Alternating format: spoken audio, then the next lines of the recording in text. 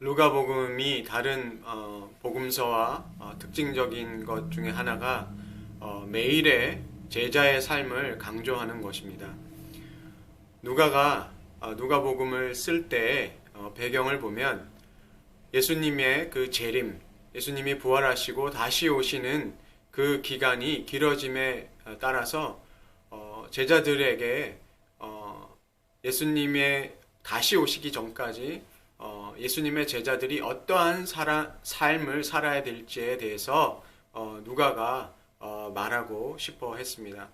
그래서 누가복음은 예수님의 그 제자들, 예수님을 따르는 그리스도인들이 과연 예수님이 그 다시 오심을 준비하면서 과연 매일의 삶을 어떤 삶을 살아가야 되는 것인가에 대해서 초점을 잡고 이 복음서를 썼는데 그 모델은 바로 예수님이십니다. 예수님께서 인간으로서 어떻게 예수님께서 살아가셨는지의 그 본을 따라서 예수님의 제자들도 바로 예수님께서 살아가셨던, 이 땅에서 살아가셨던 그 본을 따라서 살아가는 것이 바로 제자들이 매일매일 해야 될 제자의 그 삶인 것입니다. 그런데 그 제자의 삶의 그 바로 핵심은 바로 예수님의 증인이 되는 것이, 부활의 증인이 되는 것이 그 매일매일의 삶의 그 목적이라는 것을 오늘 루가복음 24장의 말씀을 통해서 우리가 볼 수 있습니다. 예수님께서 부활하시고 제자들을 찾아오셨는데 제자들이 예수님의 그 부활을 믿지 못했습니다.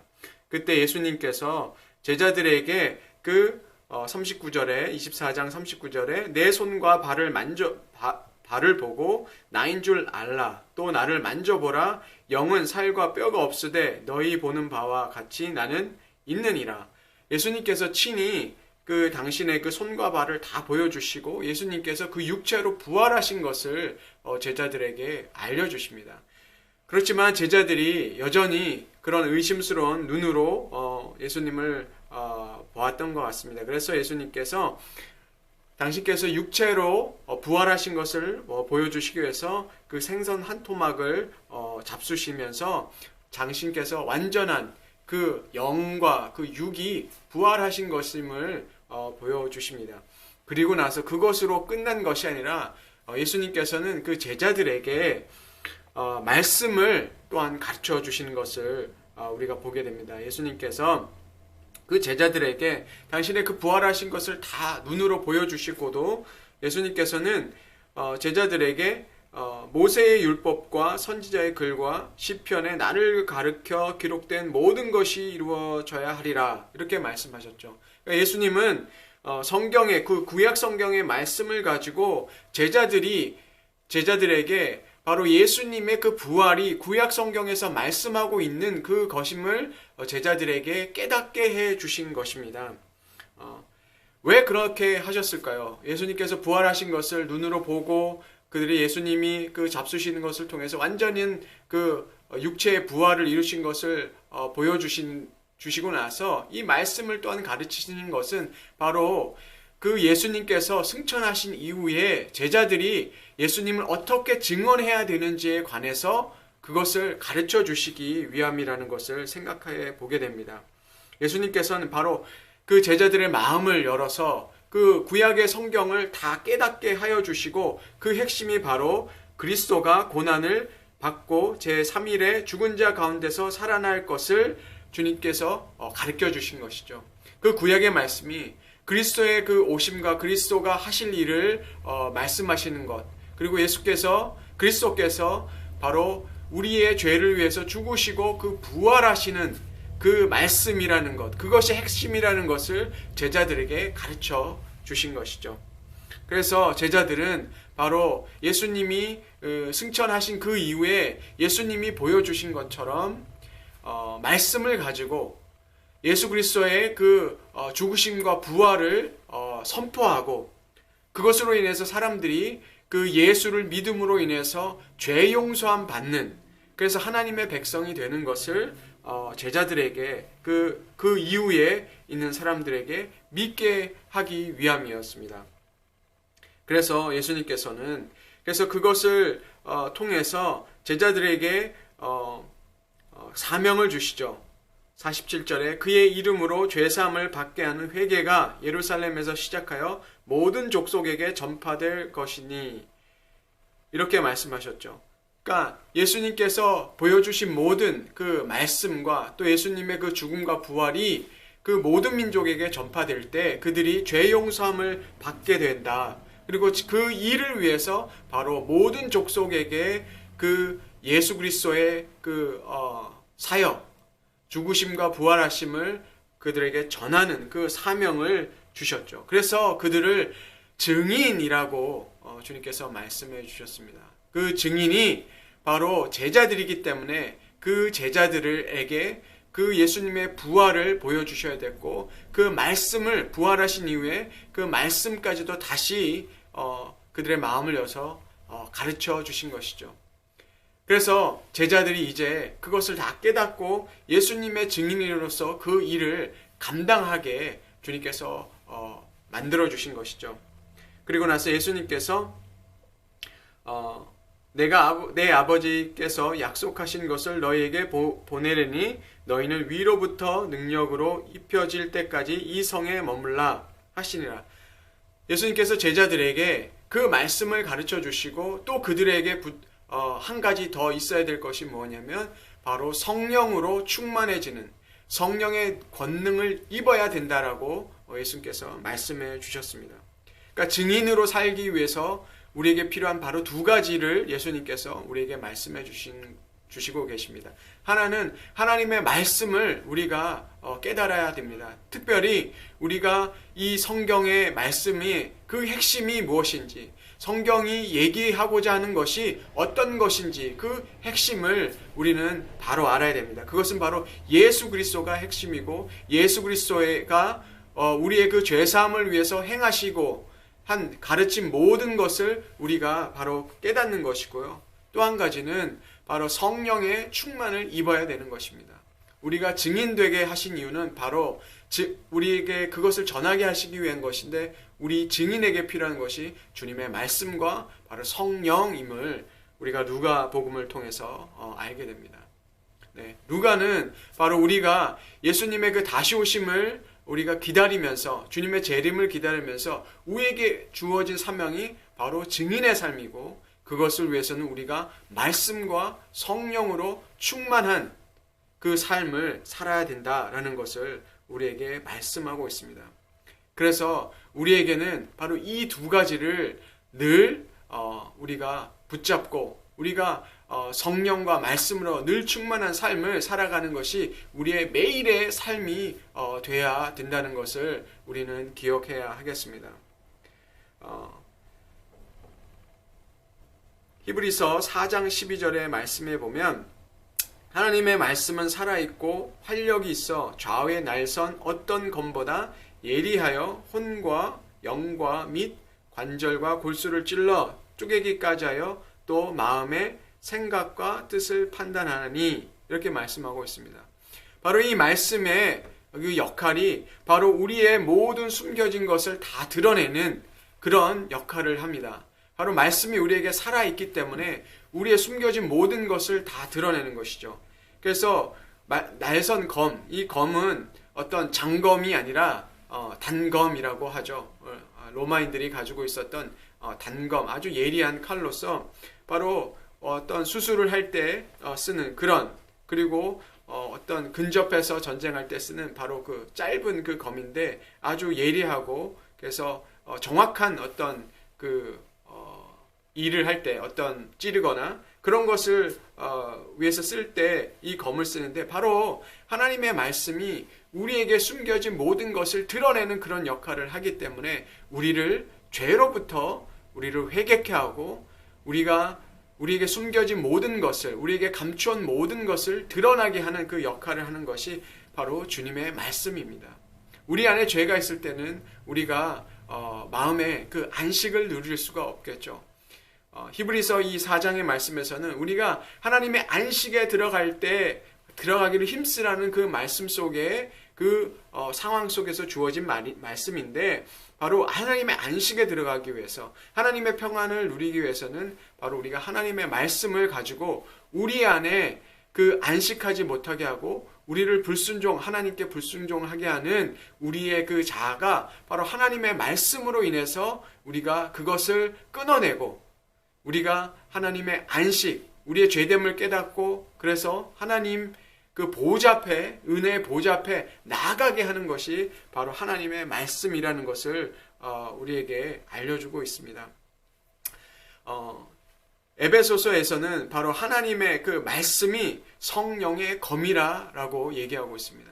성령의 검이라는 것은 바로 우리가 이 말씀을 가지고 사탄과 어둠의 세력과 우리가 싸워야 되는 것이고 바로 우리에게 이것이 무기가 되어서 바로 하나님의 말씀으로 우리가 영적인 전쟁을 할 뿐만 아니라 하나님의 말씀이 우리가 이 땅에 거짓됨과 어둠의 권세를 싸워 이길 수 있게 하는 것입니다.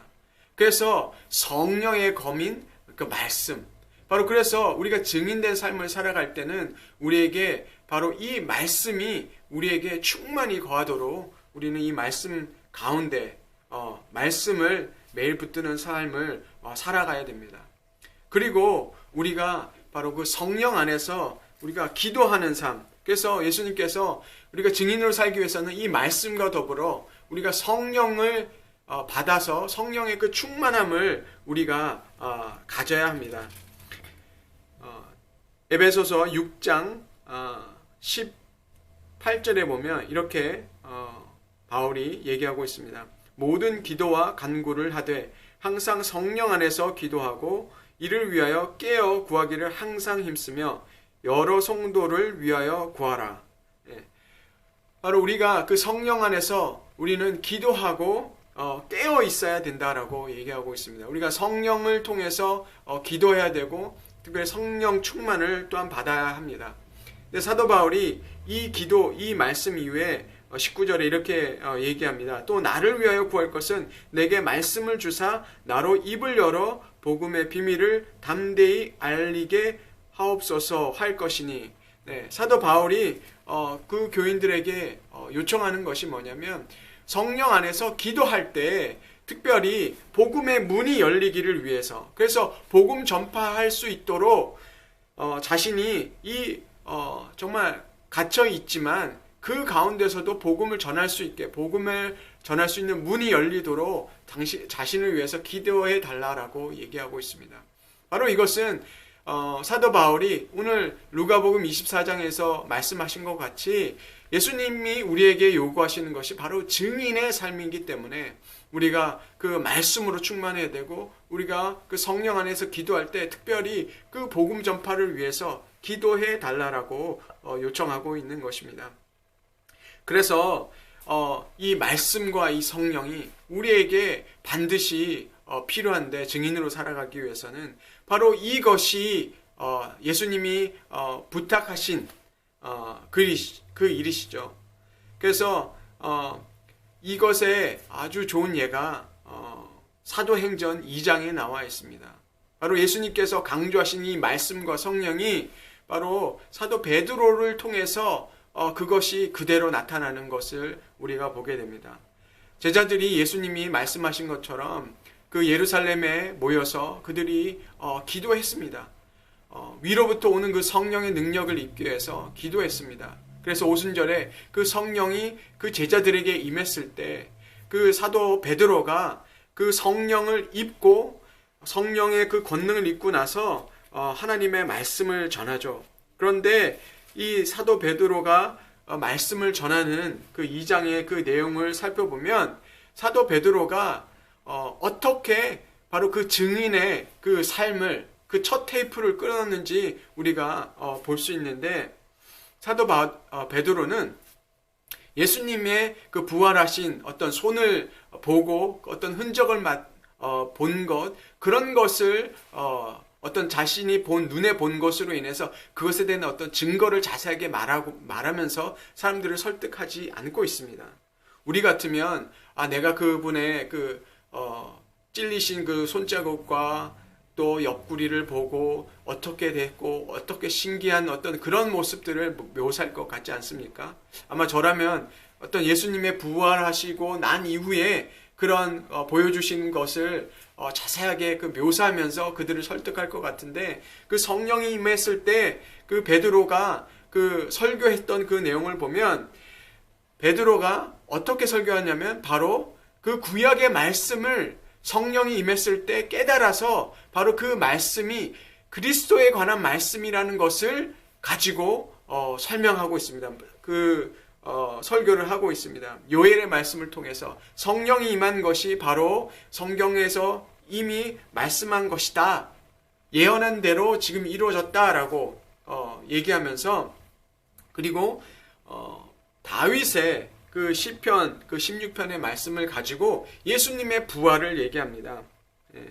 27절에 보면 이는 내 영혼을 음부에 버리지 아니하시며 주의 거룩한 자로 썩음을 당하지 않게 하실 것이미로다. 그리고 주께서 생명의 길을 내게 보이셨으니 주 앞에서 내게 기쁨이 충만하게 하시리로다. 사도 베드로가 성령의 충만을 입고 나니까 자신이 알던 그 시편 16편의 말씀이 바로 예수 그리스도의 그 부활에 관한 말씀이구나, 이것이 다윗의 자신에 관한 내용이 아니라 바로 예수 그리스도의 그 부활의 말씀이라는 것을 사도 베드로가 깨닫고 그 말씀을 전파하고 있는 것이죠. 그래서 바로 이 말씀이 그리스도의 부활을 말하는 것이고, 그가 음부에 버림이 되지 않고 그의 육신이 썩음을 당하지 아니하시리라 하더니, 바로 그 말씀이 영적으로 이제 깨닫고 나니까 이것이 바로 그리스도의 그 부활을 두고 한 말씀이구나 라는 것을 얘기하면서 계속해서 그 구약의 말씀을 들어서 바로 예수 그리스도가 주시오 그리스도이심을 증거하고 있는 것입니다. 바로 이것이 우리에게 그 성령을 우리가 입었을 때 하나님의 말씀을 새로운 차원에서 보게 되고 담대하게 전하는 그 증인의 그런 증언으로 우리가 보게 됩니다. 바로 그래서 우리에게 주님께서는 바로 우리가 성령의 충만 속에서 그 말씀으로 인해서 그 증인의 삶을 살아가게 하심을 우리가 깨닫게 됩니다. 그래서 사도 베드로가 정말 성령의 충만을 통해서 주님의 말씀을 담대하게 전했을 때 어떻게 됐습니까? 히브리서 4장 12절에 있는 말씀처럼 정말 사람들 앞에 그 성령의 검인 말씀을 가지고 선포를 할 때 성령의 충만을 입어서 그 성령의 검으로 말씀을 증거했을 때 그 히브리서 4장 12절처럼 사람들 마음에 있었던 모든 것이 드러나는 역사가 일어나지 않습니까? 그래서 말씀의 검이 그들을 찔렀던 것 같이 그 베드로의 설교를 듣고 그 오순절에 모였던 유대인들이 어떻게 됩니까? 그들이 이 말을 듣고 마음에 찔려 베드로와 다른 사도들에게 물어 이르되 형제들아 우리가 얼찌할꼬 하거늘, 바로 그들에게 마음에 찔림이 있었다는 것입니다. 성령의 충만을 통해서 하나님의 말씀을 증거했을 때 사람들이 그 찔림을 입고 자신들의 그 죄가 드러났기 때문에 그들이 어떻게 해야 되는지를 사람들에게 묻고 있습니다. 제자들에게 묻고 있습니다. 바로 이런 역사가, 이런 증인의 그런 선포와 증인의 그런 삶이 우리에게 주님께서 나타나기를 원하십니다.